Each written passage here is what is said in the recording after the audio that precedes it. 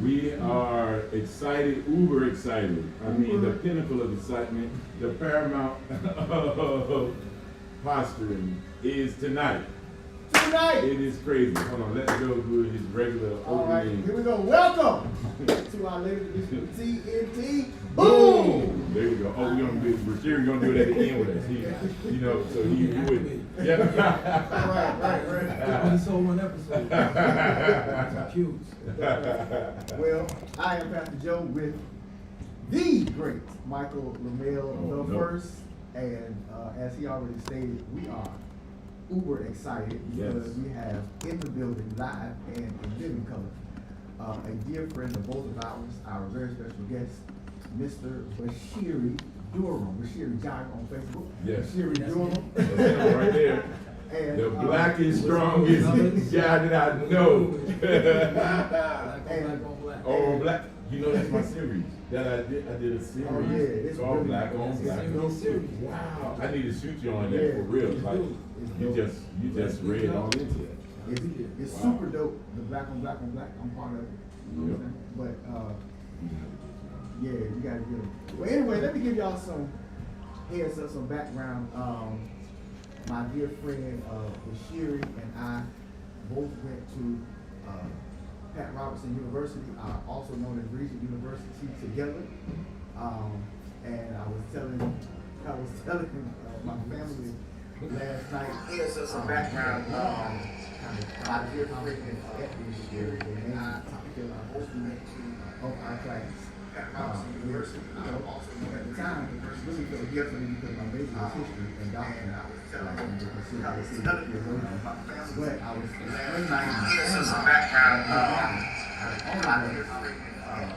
how to look up to and wanted to be like the lowest of everybody. He did say it like articulate is the man I keep my wife.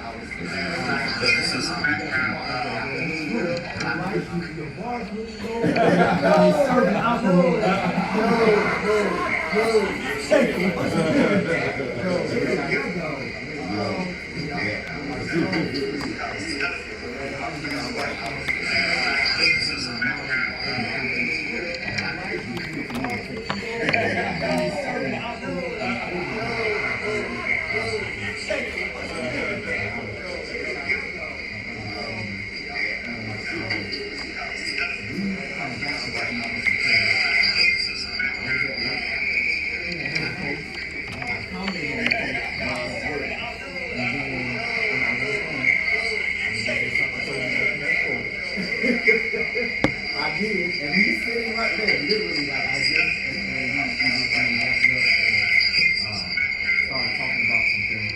And I'm gonna kind of let him speak for himself in terms of speaking what he did and but his post basically what he made. Pause. Yeah. The audio, I can't hear you. No, I can't hear you.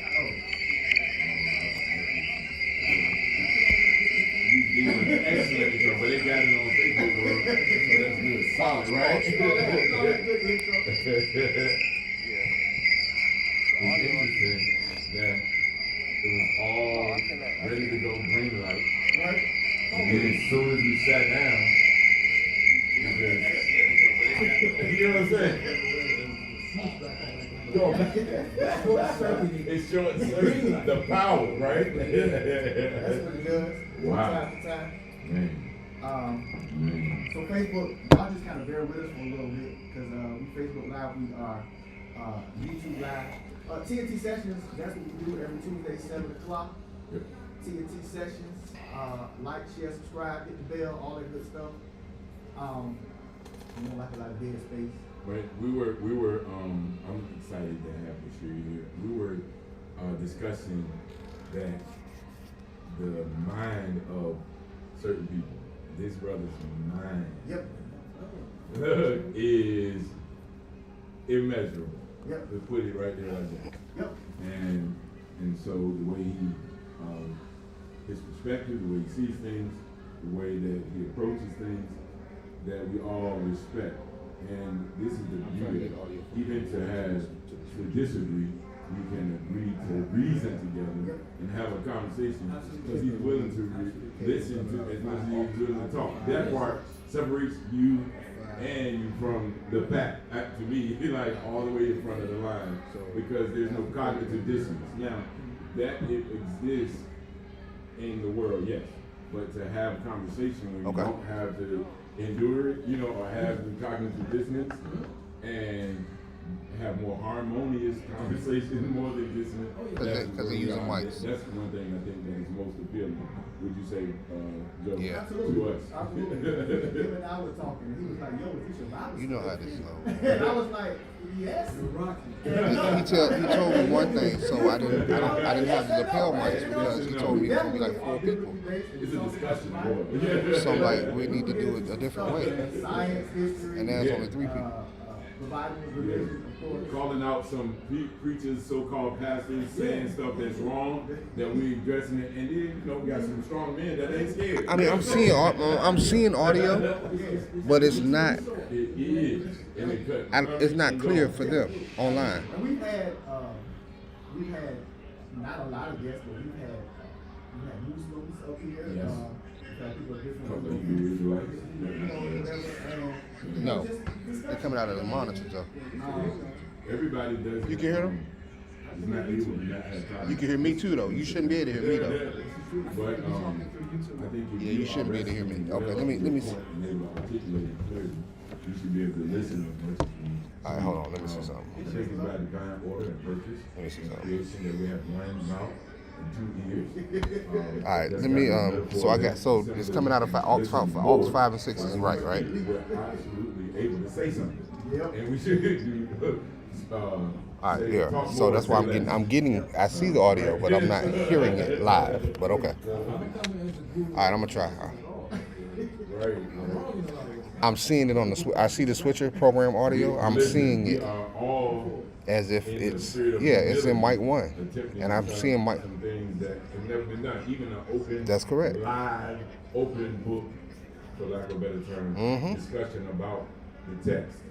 We talk about the Quran. So let me see if I turn it off. We talk about everything.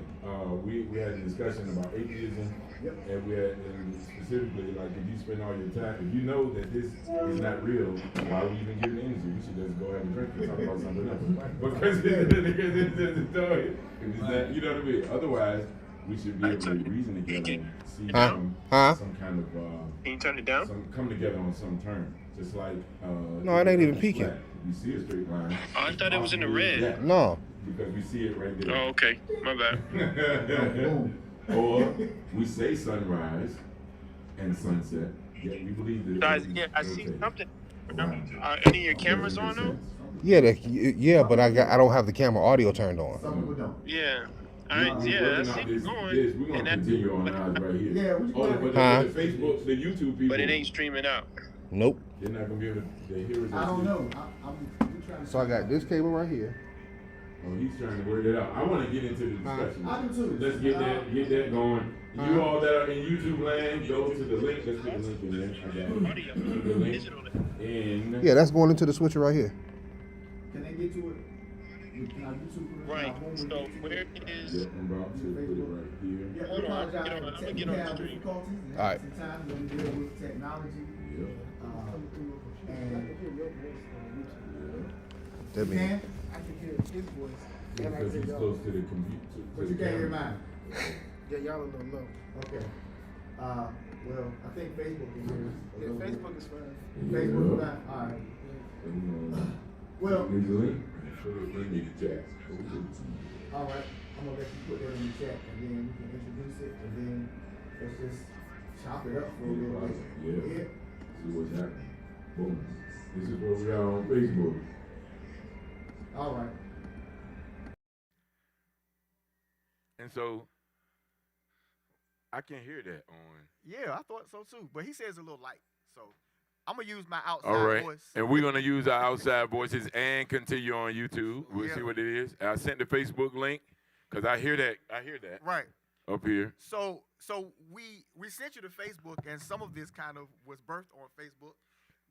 My man, made a post that said religion makes a virtue of insanity. Sure did. And Sure did. Listen to that. Religion makes a virtue of insanity. Right. And I came back with my biblical understanding of what religion is. Of course. Jesse, we hear you in the dang louder than that. All right. And I talked about the reference in the book of James, of course, where essentially he talks about how pure religion before our God is to essentially visit orphans and widows in their condition, do something about it, and don't find yourself in a similar kind of position. And my kind of pushback was there's nothing really insane about that. Right. And we had an intense discussion that I want you to just kind of speak to some of the things that you got going on, that you're dealing with. You feel free to plug your businesses, your your podcast, all that stuff while doing so. Black brand, I'll say that for you. Black brand, between the rat and the rumble. That biz, right? That's it. That's it. I already know. Go ahead. Activism every day. It's a good start right there. Everyday activism. Yeah, that is a good segue into kind of where I am and how I arrived at my particular iteration of self, man, because we're constantly evolving and hopefully growing and getting better each day as time progresses forward. But I started out just like anybody else, I think, in our in our experience. You know what I mean? Growing up in church, Big Mama is the international mother in our church organization. Yeah. Right. I just so happened that, you know, my family was in ministry, so I was groomed to be in ministry. Like Joe said, we met at seminary, so I was trying to refine, you know, my ministerial skill set. And by now, you know, I would have thought I was been somebody's senior pastor. Right. But my experience took me down another road as I started to kind of proverbially pull at the thread, and I watched concrete unravel. And so black liberation theology really was what caused me to pivot. I was reading things at Regent University like James Combs' writings. You know, I was reading liberation theology, Gutierrez, you know, Rushemburg, the social gospel. Right. And all of these things were kind of impacting what I grew up around. And I'm processing all of this information, and I've always been inquisitive. I've kind of been the kid in Sunday school where it's like, oh, man, you know he's going to ask a question. So when I went to seminary, what I found out was I didn't really get answers, per se. I just got more sophisticated modalities of posing questions. So it's like, okay, the questions got more intense, and the questions got more mature.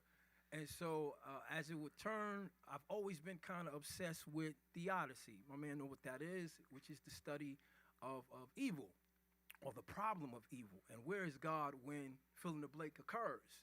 And I'll never forget a pivotal point for me. I was in a youth pastorate at the time, serving under my senior pastor, Spear, plugging his name because I'm probably like excommunicated right now. Probably get stoned even for saying know the who he man. is. Yeah, we do. And your help is here, brother. We got your back. You can plug it. So if you want. Yeah, you know, It's up I mean, to you, it's though. family. You know what I'm Right, saying? right. So it is what it is. They know who I am, and Right. they know, you know, what it is. But long story short, it was around the time that Sandy Hook had occurred. I don't know if you guys remember Sandy Hook. Yes. One of the first elementary school shootings to occur. And I remember I was tasked by my senior pastor to pray for the youth in regards to what was God saying through that moment. And I just remember feeling devastated and completely inept.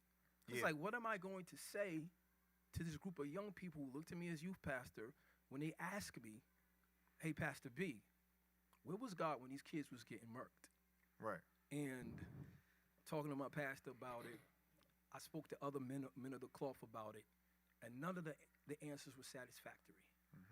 Everything was almost always a rationalization or an apology or apologetics for the status quo. Nobody could tell me exactly where he was. It just was that, you know, we just got to believe, and we have to suffer, and if we suffer right, you know, we'll reign right. You suffer with him, you reign with him. endure hardness is a good soldier is what, people would quote back to me from Timothy. You know Right. what I mean? And, all of these things. Study to show yourself approved, work may not be ashamed, like divine truth. Freak. You know what I mean? It's in me. You know what I mean? Right, So right, it's just right, like, but it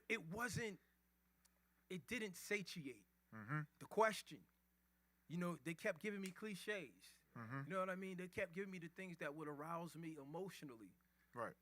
But when I was dealing, Sensationalism, we yeah, call it. right. Yeah, But when I was yeah. dealing with trying to find sanity at the cellular level, it just wasn't there.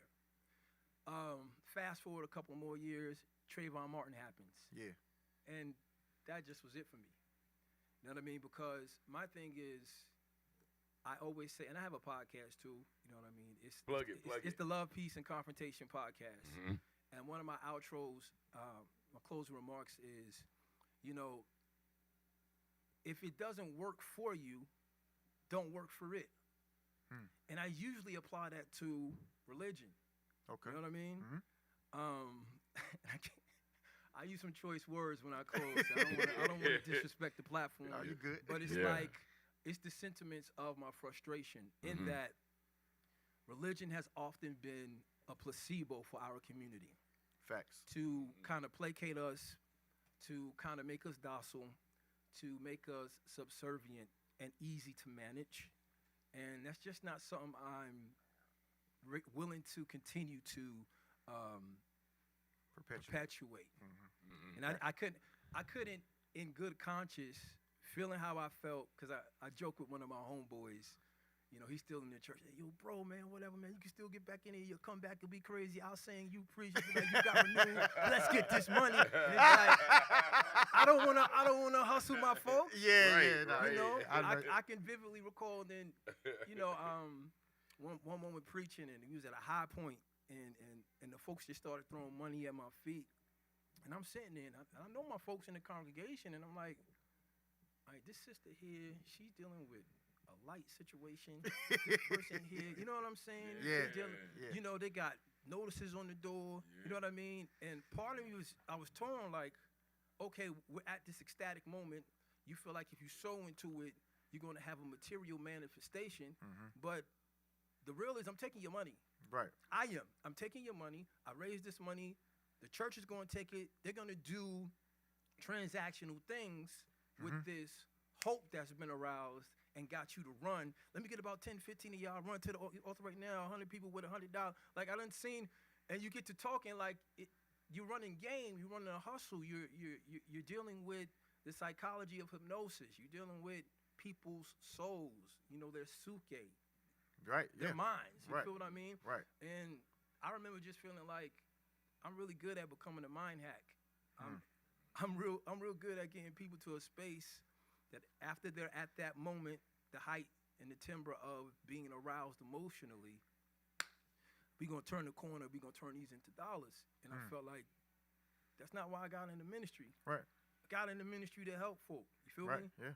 And for me, like, information is a vital life resource. Facts.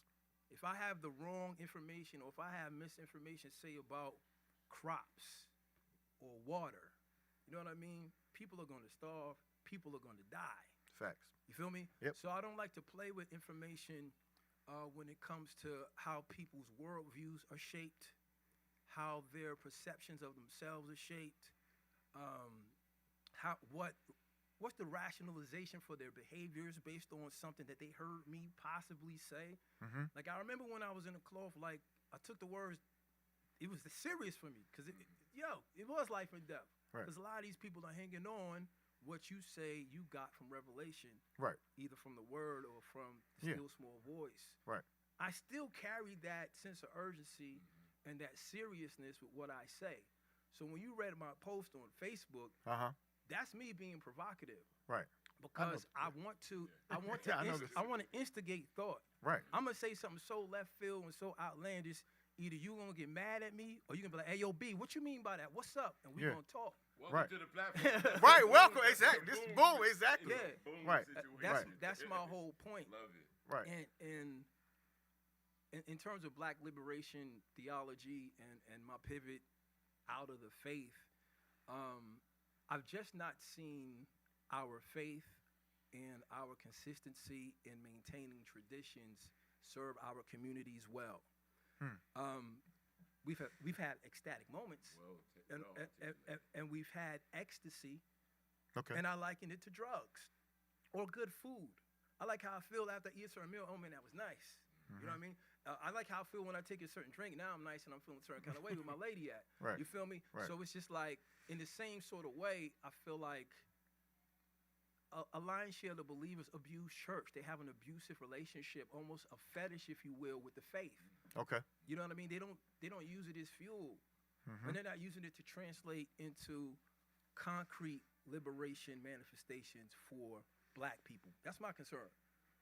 You know, my concern is not with everybody. Right. My concern is for my people. You know what I mean? And I'll, Right. I'll take a page out of Jesus's, you know what I mean? It's to the Jew first. All right, Jesus, it's to these black people first, and I want to see us win. So when I'm talking about insanity, words are important to me. How do we define insanity? You know? Yeah. When you're doing something over and over again and you're expecting different results. Right. I don't know how many times, you know what I mean? Where it's like, even with marching, with respect to unarmed black men, women, and children being gunned down. Do we really think marching is going to do something? Is going to change that? I don't think so. I think what it does is it gives us a cathartic release that, well, we did something. Right. And we feel like, well, doing anything is better than nothing. But I don't agree with that. Sometimes it's better to be still, plot, plan, and then execute. You feel what I mean? Rather than just have this reflexive response to something that might have started you or caught you off guard. Now, for me, seeing all these, because I grew up sheltered as a mug, man. I'm talking Tuesday night deliverance, Wednesday night, you know what I'm saying? Same Rehearsal. context, You yeah, feel right. what I'm saying? Right. Then Sunday all day, 3-4 services, you know what I'm tarrying for the Holy Ghost, not getting it, coming back feeling like God don't love you. And then really, on a personal note, dealing with the inner turmoil of feeling rejected by God in those instances, and having to kind of process that at a very young age, like, where am I in relation to and position with this God who looks high and looks low, sees me trying to get in where he says I need to fit in, but then I'm not even able to speak in tongues and et cetera like that to identify with you. You know what I'm saying? Because I'm remembering in Romans, like, you know, if you don't have my spirit, then you're none of mine. And I'm halfway rambling, but all of it comes together in the scope of the shaping of our perception, identity. Who do we say that we are? Why do we say we are what we are? Based upon what credible treatises? What is it founded upon? Based upon what historical antecedents and precedents? And who created the narrative that gets perpetuated in our community that's supposed to be non-questioned? Like, who says, you know, and there are all kinds of myths. There's sacred myths and there's secular myths. Facts. All right, so a secular myth would be like American exceptionalism. Land of the free, home of the brave, the beacon, you know, of democracy. It's You not feel a what myth, I'm it's saying? a lie, but go ahead. It is, yeah, but that's my whole point. Right. The flag. Right. Mythology doesn't have to be true to be functional. Right. You know what I'm saying? Right. So long as I can continue to perpetuate the myth into your psyche, well, then your mind will line up with the underlying intents of what I'm articulating, and then your behavior will. So that's why I deal with you know, kind of the psychopolitical implications of the Bible. I don't look at the Bible as sacred. I think that's where we part company, and that's fine. Right. But I only look at it as a function of the state, because it is a continuation of the superstructure that allows for certain things to occur within the society. Okay? If it was something that was anti the American agenda, we just wouldn't be allowed to do it. There would be a label affixed to it, it would be demonized, and then it would be attacked. Kind of like us. Yeah. We get a label affixed to us, we're demonized, and we're systematically attacked. You know? But it's okay, go to a church, be anesthetized, kind of be entertained for a little while. And I'm not disrespecting anybody. Nah, I'm just, we don't feel I'm just disrespected sharing at all. my perspective. We know in where you come from. In terms of how a lot of people carry religion. Facts. I don't have anything per se necessarily against how Muslims use religion because they use it to build their communities. Right. You know, I've seen certain mosques where it's just like heaven's on earth. Heaven's what we do here. You feel what I mean? And how we make a solid footing for our progeny and for those that will come after us. I love if we could use religion that way, because I don't think white people look at Christianity or have the same kind of engagement or relationship with it that black people do. And I don't think it's possible for them to, because we have two different frames of reference for why we may be engaged in religion. For us who are historically oppressed and marginalized, we want to use religion to kind of escape chains. You know what I mean? Right. Break every chain. I know, like, Right. even the Moses narrative and the children of Israel going through the Red Sea and Pharaoh, let my people go. These were the kinds of narratives that were prominent for us because it resonated with our current conditions of being oppressed. You Right. feel what I mean? Right. And so we're going to use it from that vantage point to be liberated. Or if we're not going to apply the liberation ethic that's undergirded in the text, we're going to use it to hide. Like, oh no, God is going to handle it and we don't got to do nothing. Right. Whereas the white person is going to look at Christianity and he's going to look at it in terms of how he can maintain his rulership, how he can be God in the earth, how he can be on par with ultimate authority. And what I'm seeing is, even when we look at language, and I won't stop, I promise you, I used to be a preacher, I got to stop. Talk, Like- sir. like, We invited you when- here to talk. when you look at language, language is a function of those who are in power. Right. The lingua franca rather, or the language of money or currency. You know what I'm saying? What we have to understand about commerce, economics, even racism in and of itself. Okay, and I'm gonna tie this back to language in a second. But racism is an economic enterprise to procure vital life resources over and against the capability or the aptitude of a targeted populace to do likewise. Where? Under the auspices of scarcity informed by a paradigm of competition. That's all racism really is. Get your thesauruses out. You know what I mean? Get your That's thesauruses all out. it is. That means if I can know what it employ enough physical and psychic violence, right, and I control the means of reward and punishment, I create truth. It kind of goes back to what Pilate was saying. I love the Bible, man. I really do. I don't have nothing against the Bible. It's sick, you know what I mean? But it's the way you look at a thing. It's what you bring to it. That's right. That's going to give you a certain vantage point in terms of its utility and its function. But when Pilate is saying to Jesus, "Hey, man, what's truth?" That's a power question. Yeah. You coming to me telling me you the Messiah? Right. Well, look where I'm sitting. Right. So what is truth if we haven't framed it, if Right. we haven't crafted it? Right. Truth is what we say it is. Right. You know what I mean? Yeah. History is written by the winners. We always By talk the about people that by win. The victors. Yeah. Right? So if I can inculcate you with an alien consciousness through language, and I used to literally weep to my wife about some of my thoughts about liberation are crafted in a slave tongue. And so just the kind of the paradox of being aware of that. Right. It used to break me down, bro. Like, okay, I'm talking about liberation. I'm talking about self-autonomy. I'm talking about self-definition. But I don't even know my native. Yeah. So it messes with your internal constitutions unless you can come to a place of acceptance, right? It is what it is, and being tied to reality. And then from a vantage point of reality, say, how am I going to use these bars and fashion it into something that's going to free me?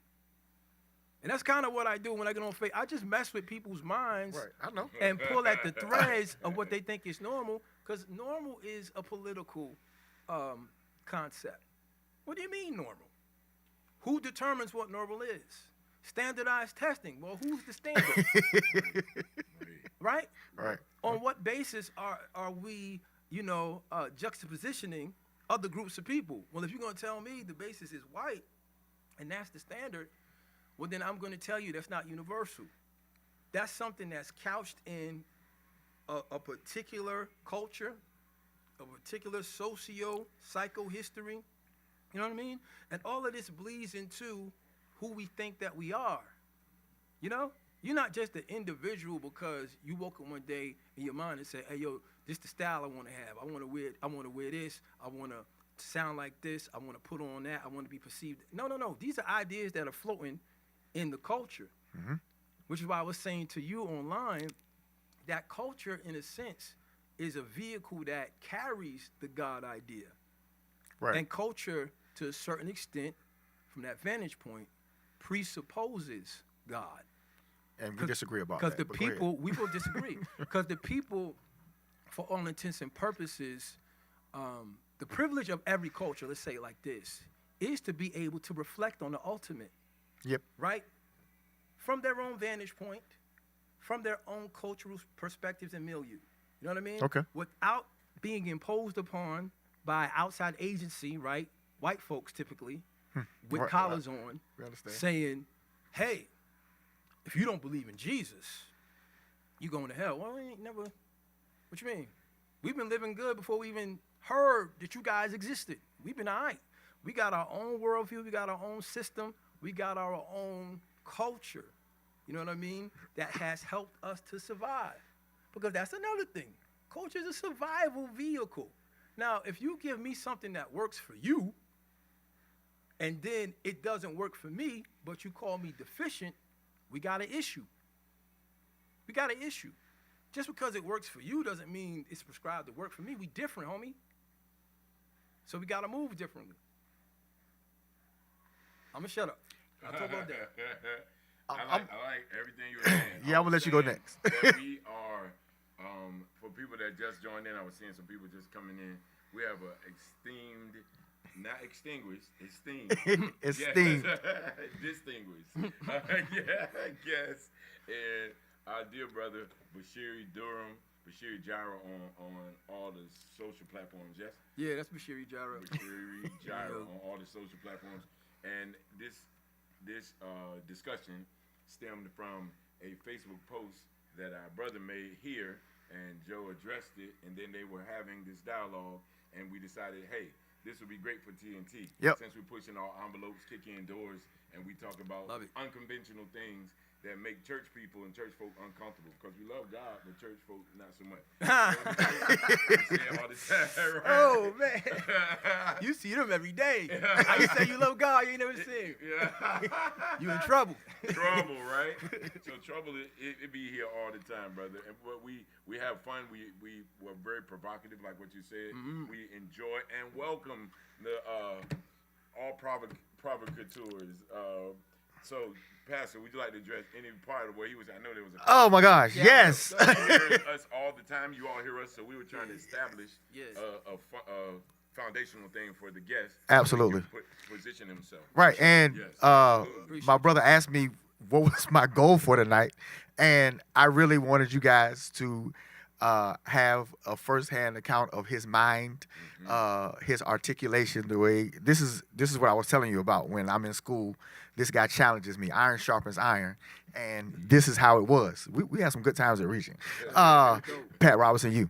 But there was the Onion has so many layers, and the depth of everything that you're saying, I don't have any disagreement with. This is, to me, most of what you articulated is the impetus and the function for why I'm involved in ministry. I totally understand the indoctrination, the ecstasy that happens in church. And there are parts of it that I absolutely still love, right? But that cannot be the goal and function of ministry. And one of the things that my parents would say, I'm the same guy in the back asking questions, challenging bishops and stuff, because I'm seeing stuff that isn't making sense to me with the God that you're teaching me about. And so fundamentally, when you're speaking, I try to essentially stay integral to, I'm never going to just preach to somebody or to just get them happy to get money from them. To me, that's an anathema to me. That's disgusting. It's disgusting. In the news right now. It's gross. And people are talking about him. Read the news, check it out. Larry Reed just did an expository that was crazy. I was like, yo, you still don't touch the prophets and anointed. I don't know about this couple of dollar guy, but he went all the way and He did? He Well, he got to do that for he's his crazy, right? For Right. his show. So, but he made a show out, a parody out of it. Right. But yes, check into that couple of dollars. But that's a good segue, I would say, because everybody's on the whole tithing thing, and my brother's in the audience, another great genius who's gonna say something tonight. But one of the things that we've always wrestled with is the Malachi passage, for example. And I think he was the first person that gave me the revelation that it says, "Bring ye all the tithes into the storehouse, so that there may be meat in my house." And some kind of way, our churches have superimposed their local assembly for both, and it doesn't make any sense in terms of what God is saying. And so, what we teach is you don't have to give tithes because you can't be cursed if Jesus has taken away the curse. Now, we understand that you maybe should, but it's not something that we teach. And so my approach to ministry is always a little bit left of center because I just don't believe that we're supposed to come to the church. I used to go to clubs a lot and get our fix, go back, and everything's the same. And the Jesus that I read about in the Bible, to me, is a revolutionary that expresses many of the ideals that you're speaking about. And so that's why I could find a connection there, because he came to upset the apple cart and to defy the status quo and to empower those people who were disadvantaged with this otherworldly power that says, nope, you're not going to be in charge over me.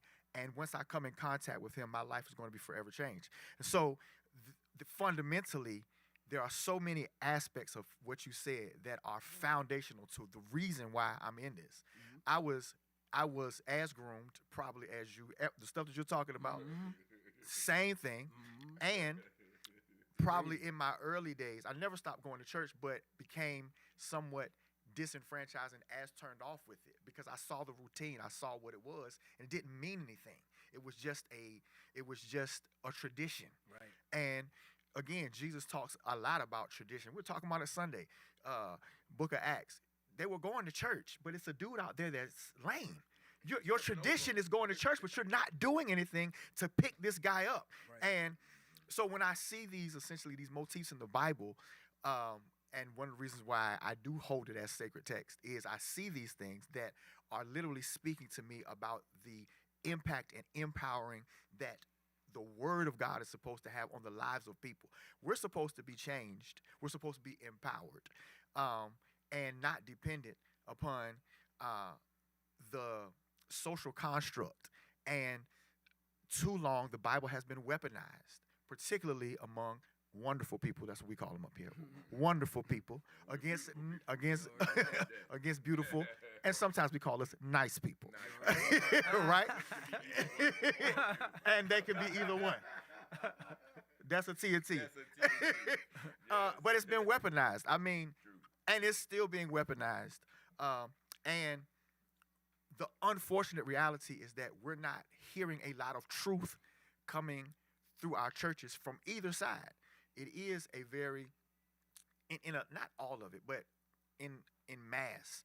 AT, you should come up here because my brother, again, kind of helps me out because he doesn't hardly even listen to any American preaching. Like, he don't do it. You can come speak for yourself. Come on up. But because he finds it very weak that, and you can kind of talk about some of the revelations and things that he had himself. But, these are the discussions that we have all the time about we just got to do better. Yeah. You know what I mean? And I guess, again, me feeling like I want to be a change agent, maybe from within, is why ministry is such a passion of mine. Everything that you said, it just makes perfect sense to me. I do have to say that I do believe that God exists outside of culture. That culture doesn't. He's not dependent upon culture, in my opinion, to be God. But I understand the context. But most of it, I mean, I know when you're being provocative because sometimes I have to, jug back at you because you're my boy, and I don't talk to you that much. Let me say this. I love everything. I was sitting kind of in the middle because for the opportunity for everyone to speak clearly and kind of not really mediate it, but just be with you all, have the vicarious experience with you all at the same time, with these two lovely minds that I respect and admire, and then at the same time interject with some things I'm seeing on the post and with natural questions that arise from this discussion. One thing that Pastor Joe hit on was referencing this the person of Jesus, and we talked about him running back TNT, Jesus the outlaw. Outlaw. As you know, I always tell you, laws are for the people that follow them. Hello, laws are for the people that live in the parameters of that. And so he came, disrupted some things. So then he was what? An outlaw, and we like to keep it very simple in that regard. Bashiri said a couple of things that would, I agree with you. I mean, I'm like Joe. I didn't see nothing wrong with what you were saying. I was examining your initial statement.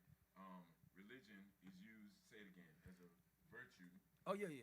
Religion makes a virtue of insanity. Makes a virtue of insanity. What is insanity? Foolishness, unreasonableness, continuing to do the same thing expecting a different result. Right. One of the things that I say is that we have hope in God, and then we have expectation in man, unfortunately. Got you. Right? And we should have hope in man, because you may or may not. And if we subscribe or upscribe to a greater thing than us, then we should have expectation. Like, I know he's going to do it because, right, we should do that, but we don't. And in religion, as you were saying, the insane part, as it is weaponized, it reverses those things where we have hope in God. He's far away. He's not attainable, not tangible, not present. Right. Even though we say it, but it's not a real thing. And so we move very docile, very timid, like what you were saying. Right. He came on a post that I made. He was saying something. I was like, I love what he was talking about. Right, I saw it. I said, don't apply to me. I saw it. All right. I'm gonna use this scripture over here.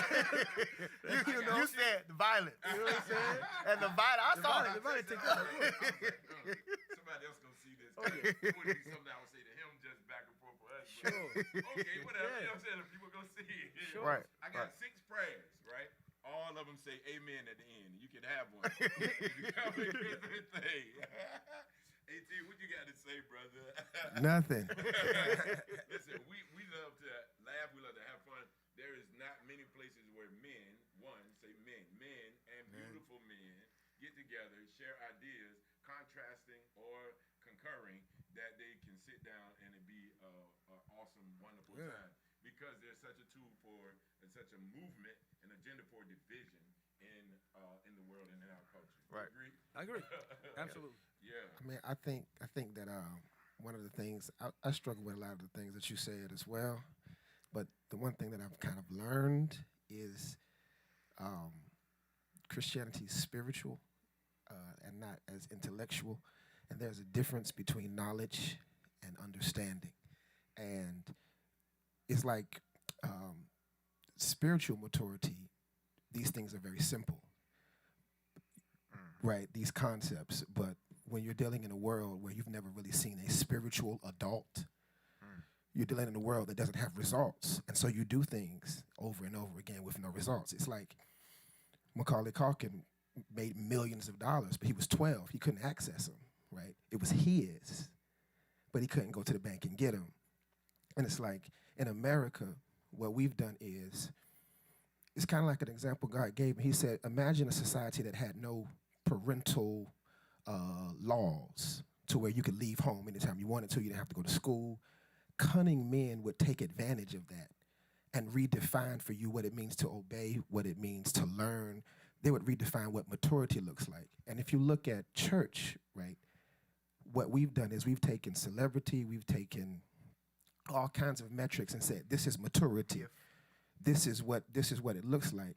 But the first people, Jesus, his disciples, they turned the world upside down with the same stuff that we're supposed to be using right now. And so the tension is we have a whole lot of knowledge, but we don't function in their level of spiritual understanding. And once you realize that understanding is separate and distinct from knowledge, then what I hear is we have a whole lot of resources and knowledge. But in terms of the way God does what he does and why he does what he does, our questions demonstrate that we just don't have the understanding that a mature spiritual person has, because these aren't hard concepts. God is everywhere all the time. God doesn't always stop things. God doesn't always answer prayers.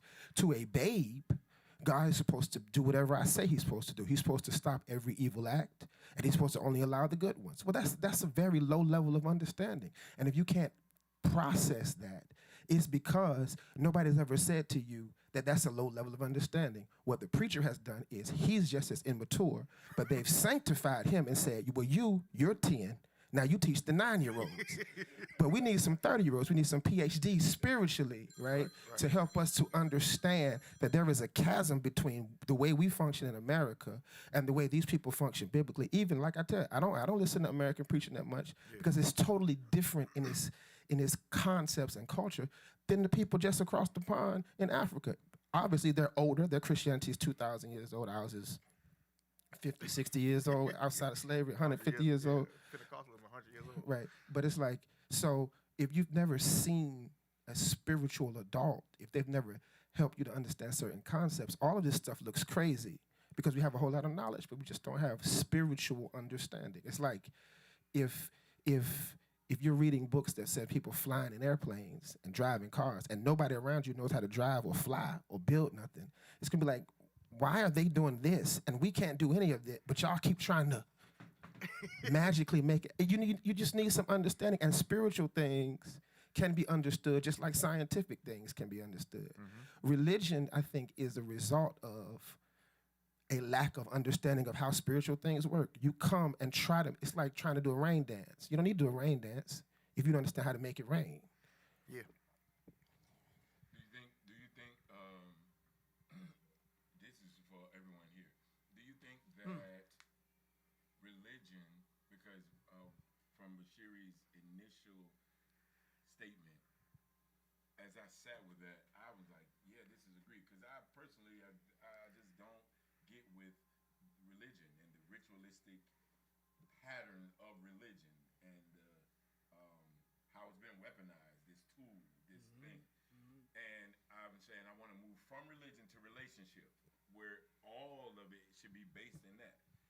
And that's kind of what you were saying, and having a different understanding. For the, what is that?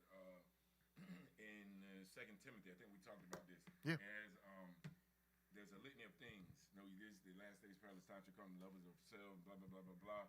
Disobedient to parents. The next verse says, without understanding, and that is kind of embodies what Brother AT was saying. Without understanding, I will say we neglected to read what this text was because my thing was we just kind of hit the ground running. Emil called. He called. Oh wow. Yeah, we were trying to have it so Brother Bashiri, people can call in. Right.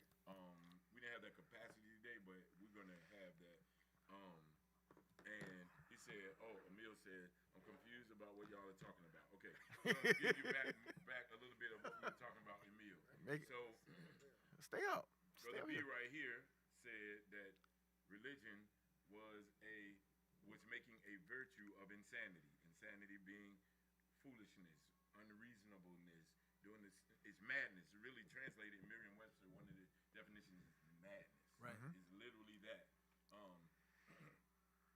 We titled this one tonight, Strong Delusion. Yeah. Because we believed that. Let me pull up that scripture while I'm talking. But so to bring you up to speed, Emil, Pastor Joe text on Facebook when he made this post that about what he thought about that. They began to talk, and now we're here, and everyone was given an expository or exegesis that started with Brother Bashiri's initial comment. Religion is making a virtue of insanity, and we've all just kind of poured a little bit into that statement. And if you're picking it up, we're just discussing that. I didn't do the scripture. I'm about to read it now. And it's titled Strong Delusion, the whole thing. If you go real quick, this is the traditional part for everybody. That's it. That's right. Gotta get to 'em. Thessalonians 2, and we're going to start at 10. I really we're gonna be like, I guess, 15 more minutes. Yeah, we don't got much more time. Give you some, take you back, and then tell him to come back. Yeah, we got to get on back. See how that works. So we drag it out some.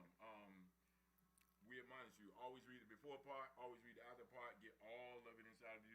I'm gonna start at verse 10 and read to 12.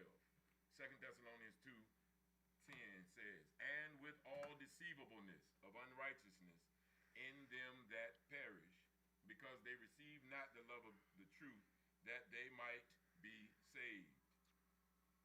Verse 11, "And for this cause God shall send them strong delusion, that they should believe a lie." Verse 12, "That they all might be damned who believe." God damn it. It's right here. I didn't make it up. Book. It's right there in the Book. "That they all might be damned who believe not the truth, but have pleasure in unrighteousness." The first chapter of Romans says they may not only do those things, but have pleasure And in those them that do. did it. It's in a couple of places in the text like that. Yeah. And so that's our key focus scriptures. My mama looks at this sometimes. It's in the book. Right there. I heard you read it. Don't get in trouble. That's right. So yeah, let's pick it up right there. Bashir, I think you articulated very well. Oh yeah, a couple of people. I was trying to tell you my outside voice. Oh, this one works. Yeah, let me see. And I don't know what that was. I thought it was just me not hearing good, getting old. Oh, there you go. Right. I might have to use it too. Yeah. So yeah. So we're gonna be talking to everyone one more time, maybe two more times before we close it out. But we wanted to hear from some people in there. Now, Joe, I can't see that far, but if you could look at it and give us some feedback as to what they're saying. That's the Facebook right there. What's the difference between worship and religion? So we can answer some of the questions. You know what I mean? The difference between worship and a religion. Worship is to ascribe worth to something. Try to keep it as simple, as basic as possible. To ascribe worth. Whatever you ascribe worth to, then you worship. It has a worth, a value to you, and you pour into it. What say you, brother? Yeah, I agree with that. Yeah. Worship, what's the difference between worship and what? And religion. And religion. Religion. And you know, I didn't ever have this up, so I couldn't do the definition. Usually we go straight to the dictionary and say what the dictionary says, and then we have our own exegesis. So while you all talk about that right a second, I'm gonna pull it up. About worship and religion? Mm-hmm. They're like what's the word that we say often? It's like a vesica piscus. Yeah. They're bedfellows.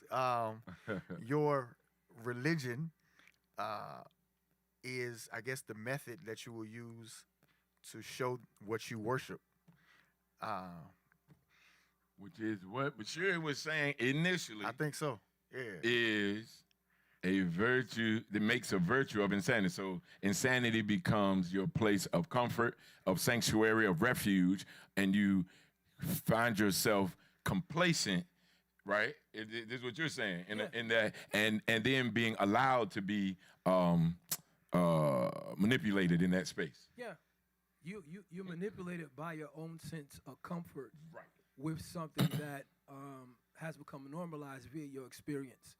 So once you make a habit of it, even with, again, I always deal with paradigms of addiction. Mm-hmm. When you're comfortable with your addiction, even though it's killing your body, you good with it. Yeah. You know what I mean?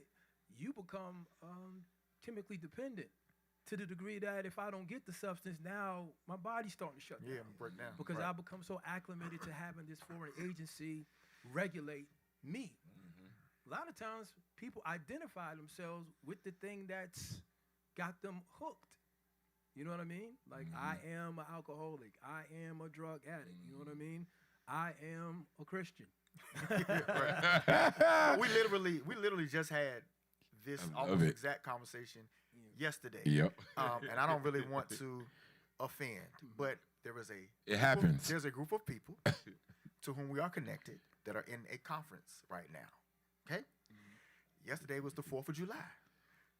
I'm not in the group, so I'd be saying it like. And my brother was like, we just don't have to go to church all the time. Like, we should be able to celebrate holidays without having to go to a church. And it's like, yeah, duh, you should have some barbecue. I mean, if you choose to celebrate the 4th, you know, we got, you know, we do Juneteenth now, all that kind of stuff. But obviously, I mean, there's nothing wrong with going to church, but on the 4th of July, like, you should be doing fireworks or something, right? On a Monday night. Right, well, a lot of us, and I would say that, well, a lot of what is being sold to us as religion is church and churchianity.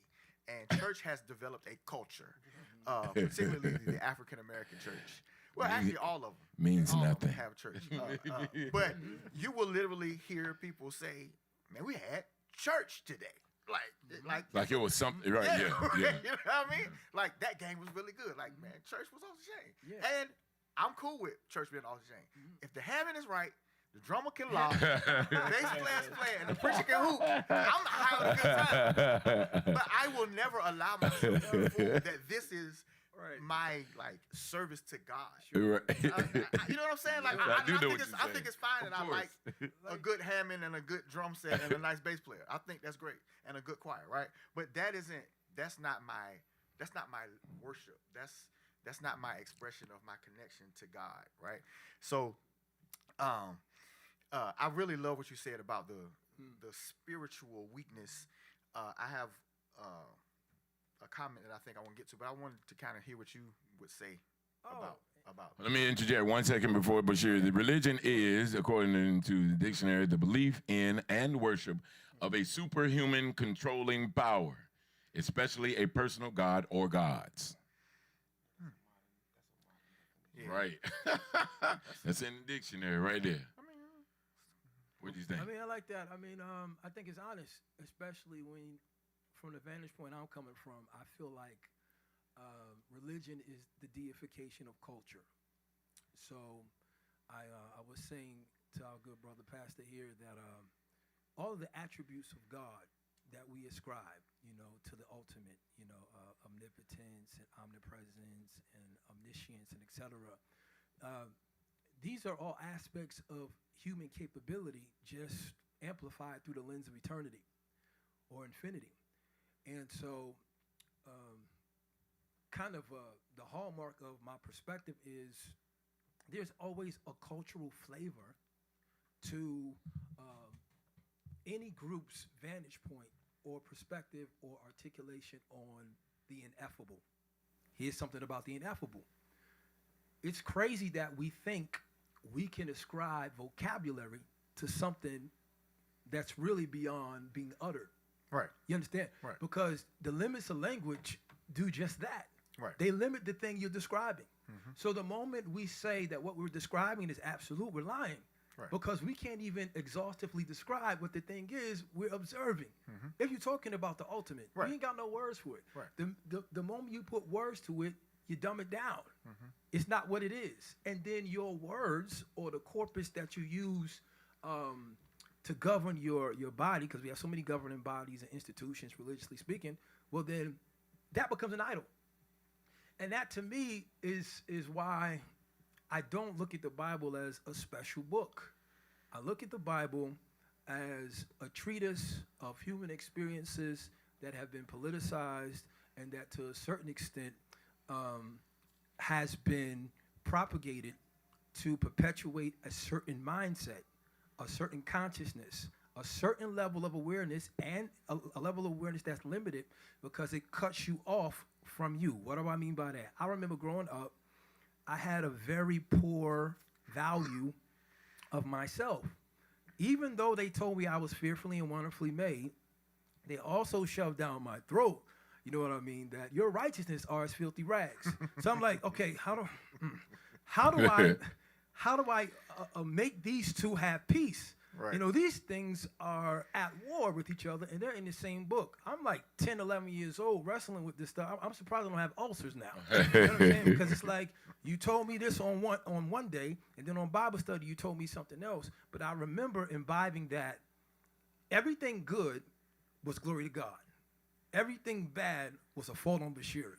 So when I'm dealing with that paradigm of my personal relationship with God, and then I step back and look at the macro and look at the political implications of having a poor self-definition and what that might mean commercially, right? Because to me, man, and I hate to sound like, so cynical, Speak freely. everything is transactional. Everything is about commerce. It's all about economics. Our relationships, they're economic in a sense. Because if we agree, say, today we're all gonna wear white, and the person who's in the white business, we just made them millionaires because we agreed what the value was.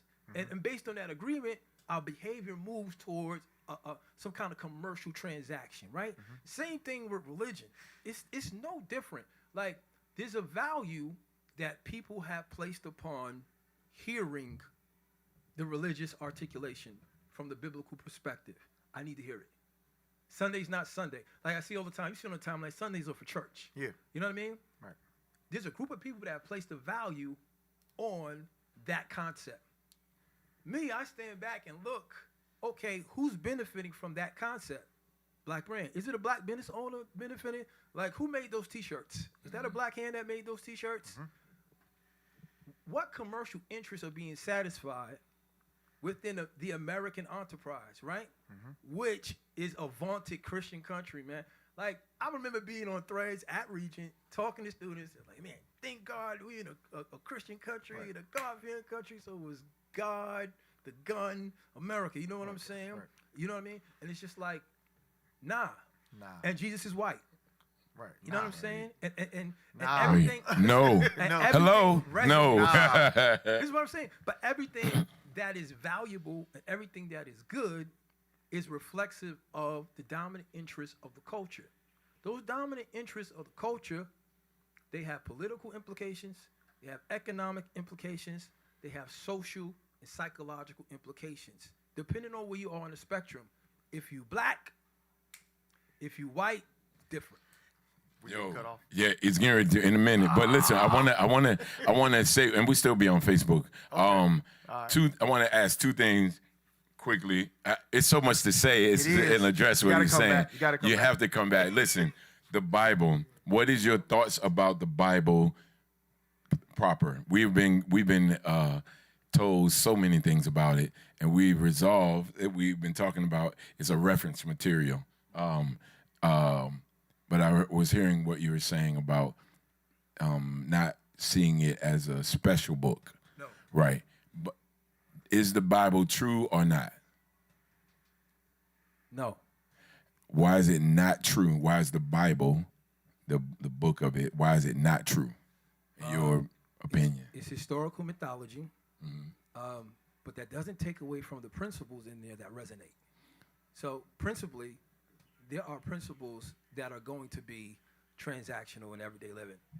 In terms of the historicity of the book, I don't think it's historical at all, personally. Pastor? Yeah, I would obviously strongly disagree. I think that the Bible is likened to a library of a collection of materials written over the span of thousands of years that basically all have one common thread and theme that show us the highest level of spirituality can be attained by understanding who God is and who we are. And it seems to me that it has stood the absolute test of time and kind of, I don't know, I don't want to say it proves itself because of the standards by which we're able to live from it. And the stories, to me, it just doesn't make sense that somebody could just make up all these stories. But if they could, they did a great job because they're all consistent. And I could get into some, like history type stuff, but I don't think you want that part. No, we should. Whatever. Oh, we should? Well, not tonight. Okay, Right, but I like like this dude's quote. I don't know who he is. I didn't vet him, but he said it may be stated categorically that no archaeological discovery has ever controverted a biblical reference. Scores of archaeological findings have been made which confirm in clear outline or exact detail historical statements in the Bible, and by the same token, proper evaluation of biblical descriptions has often led to amazing discoveries. So, I mean, if the Bible wasn't true, it would have been disproven by now. The Bible is, to me, supernatural in that it always gets it right when you dig deep into trying to disprove it. Is the language of certain eras, the maps, and then on top of that, the morality and the spirituality. But just from a historical perspective, it just, for instance, there's a difference between the names of Jewish people in Israel and the names of Jewish people in Egypt, right? They seem to get the names of the Jewish people in Israel right, with the right amount of the names of Joseph, the right amount of names of Mary. It's like it always does it. Moses, you know, his understanding of the map, the topography of places he'd never been. He didn't live. He's talking about Abraham. Abraham lived 400 or 500 years before him, and he's getting stuff exactly right in order of the way the cities go, the language, the customs that he was able to get right without having any educational knowledge of it is extraordinary because of the finds that they've done, the digs that they've done to say that these people should not know this stuff.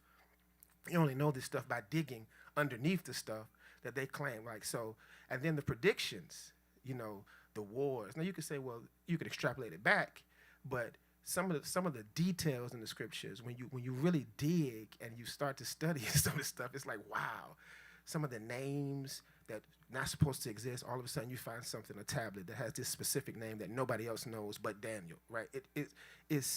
And every time, it's batting 1,000. It's like, if somebody bats 1,000, they have to be the greatest hitter ever. You know what I'm saying? Not like 300, you're doing great. 400, it was half, right? As opposed to something like the Quran. How many discoveries? Like, what can we actually prove from it? You know what I'm saying? And so it's like when you measure it on those two scales, it's like the Bible is killing the game, and that's why I think it's supernatural because of the span of time. I need Yes, proof. we should. Yeah. I need proof because you said Daniel did this and there was a dig for that quantified whatever he articulated. I need the proof, man. I feel like We should do that. I feel like what we have often is confirmation bias. You know, we look for the things that are already going to confirm what we think is true. And I think for me, I didn't set out on a path to not be who I was or who I thought I was going to be. Right. Man, I came, like I said in the beginning, trying to refine my ministerial skill set. I was hoping I'd be a pastor with a first lady, a couple of kids in ministry, doing music or whatever like that. But I'm different now, and it wasn't something I intended. Right. It was just I went where my inquisitive mind led me in terms of truth and facts, and it led me outside of Christianity. It led me outside of any faith. I don't necessarily revere any faith institution. Mm-hmm. That's just me. If it works for you, cool. Right. I'm always gonna love the people of the faith because they're people. Right. Just like I would love somebody who's into X-Men or Captain America. Right, I get it. Hey, Star I'll rock Wars, with Star that. That was Trek, dope. right. You know what I'm Right. saying? It was a good movie. But I don't think anything in that movie was historical. I don't think it was real. It didn't really happen. Right. So listen, what are you all saying? Please continue to comment. Please, we're gonna have Brother Bashiri back. It's amazing. I have to ask you one question: is the Earth flat or ball? He was gonna get you. I mean, you know, I just had to because we talk about truth and facts often, and the facts often obscure the truth. It can be a lot of facts. 4 guys robbed the bank across the street, and they're black, and they had on what we had on, colors and everything. But the truth is, we've been here doing the discussion. But the facts say that it was 4 black men, and so now we're convicted. You know, so facts and truth. Right. Here's what's ill about epistemology. You know, how we know what we know. All knowledge is provisional. You feel me? And none of us are experts or geniuses in every field of inquiry. Right. So on some level, we have to trust other people. Right. That's just how knowledge works, right? Right. Right now, because I'm not an expert scientist, I don't know anything about anything that pertains to that field, I think it's a globe. That's what they told me. Right. I understand. I'm in the same boat with folks. Well, the guy I used to be when I grew up Christian. Like, well, Jesus has to be God, right? Because that's what they told me. I saw mama crying and speaking in tongues, running around church. I saw daddy fall out. And I remember being socialized, like, you know how we did it? We played at first. Yeah. And then somehow it came. We made it real. Right. Because they gave us the lexicon. The Bible was the lexicon that said, hey, yo, when the Holy Spirit comes, this going to happen, that going to happen, this going to happen. So then you go out and you start to try to live these things. You start to try to be Acts 2. And for me, I think that's kind of what a lot of different people do with respect to whatever book they've been given that's been revered as sacred, as it pertains to the part of the world they've been born in. Like, I know if I was born in another part of the world, I probably would have been a devout Muslim, and now I'm excommunicated from the Muslim faith. I'd probably be a believing Christian because I was born over there. I said, I ain't know Islam, I believe it's Christian now. But it's just like, it's the luck of the draw, it seems to me. Yeah, but you articulated what I think my heart is, and I think what you really articulated, my critique of how we do church and how that is spiritual. If you say you saw somebody running around the church and that's Acts 2, right? That's a very low spiritual understanding of Acts 2, right? And I'm very critical of the Church of God in Christ, and I'm a proud card carrier member of it. And how our affirmation of faith, You got to be born. has created an entire doctrine from a script, from a verse of that really wasn't designed to do so, right? And so I think where I am is, but if I really get into the Word and understand, oh, this is what the Holy Spirit is supposed to do. It's not supposed to just make me run and fall out. I'm literally supposed to be able to speak to kings and change my economy and have power that is stronger than the medical profession. That's what the Holy Spirit is supposed to do. I'm fascinated, and the word I was going to say to finish with, I'm fascinated by the story of Noah, right? And we can debate the historicity of it, but it's in everybody's culture, right? Some kind of way there was this worldwide phenomenon, whatever, right? I'm fascinated by it because Noah literally had to be so spiritually mature that he could essentially build something that's never been built before in order to stave off something that had never happened before.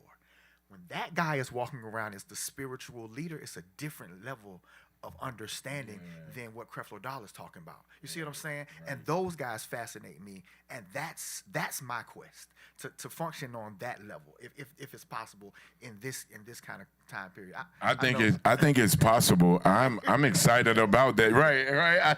He put it in a good joint, didn't he? Listen, I would say this. One last thing to Bashiri. It is not to disprove something else. Our quest should be to prove what we think we know. And I say that frequently to people. We say it on TNT. Don't take my word for it. Yeah. Prove your side. This is even in the context of if it's a ball or flat. Start with what you know or think you know and prove that. And the truth comes from that. And remember, we talk about it in TNT all the time. Nothing about God or creation or the creator is complicated. Complex, yes. Complicated, no. We're simple. We are simple, so it's very simple that we can get it. And we start to add layers so it becomes that onion that Joe was talking about, the complexities of that. But it's very simple. If you see it, a horizon, and it's called horizon, not curvizing, it's a straight line. That means it's straight, right? Right? If the world is turning at 1,100 miles an hour, as you tell me, and every commercial flight goes 650 miles an hour, I should not be able to leave from LA and come back to Norfolk. Ever. Happens all the time. This is a basic thing. Lighthouses for eons work because they're seen from a distance, not over a curve. So I'm just giving you some information. You check it out and prove what you think you know. Don't prove or disprove me. Prove what it is you think you know. That's how you start the conversation, brother. I love you guys. AT, you want to say something? Nah, He never wants to say nothing, and then he speaks. Take the mic. But Sherry, please promise us in public with witnesses that you'll be back. Yo, man, I'll be back. All right. Many times you let me go, man. Listen, that platform is a open. Special, consistent. Yes, we love you. We thank you. A special segment. We apologize for love not you, being brother. able to be in the chat simultaneously. We've been trying to work this out. This is a new kind of construct for this platform. I think we're going to have it so we can still do green screen and kind of superimpose ideas. So if you say something, we can pull up a visual. We had that before. I'm doing that, but we wanted to accommodate all of us here first. Okay. Right. You know what I mean? Yeah. Right. And then we grow to the other thing because usually just Joe and myself. But we have it and we're going to implement it, okay? Yep. Love you. Thank you. Thank you, you, brothers. Jesse, for Thank y'all, brothers. Jesse's a bishop now. He's got many churches under him because he goes and helps with the He technical does. direction. That's So right. appreciate you. We love you guys. Listen, text somebody, tweet somebody, tell somebody. TNT is on and booming every Tuesday night, 7 o'clock. And I promise you, it's going to only get better. Run those other things back. We got many. We talked about exceeding.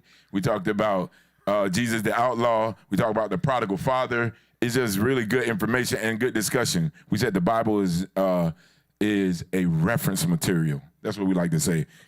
Don't even it's a reference material. So refer to it. Does it help make your life better? Yes. All the rest of the stuff, I'm with him. Like, what are we doing? You know what I mean? Extrapolate what is the part you need. Don't kill nobody. That's in the book. Yeah. Don't cover the wife. That's in the book. Nobody else's, right? Don't do nothing. It's in the book. Take that part. It's in there, like Prego, Ragu. All right? We love you to life. Again, tweet somebody, text somebody, and tell somebody, share this link, and tell them to come back next week.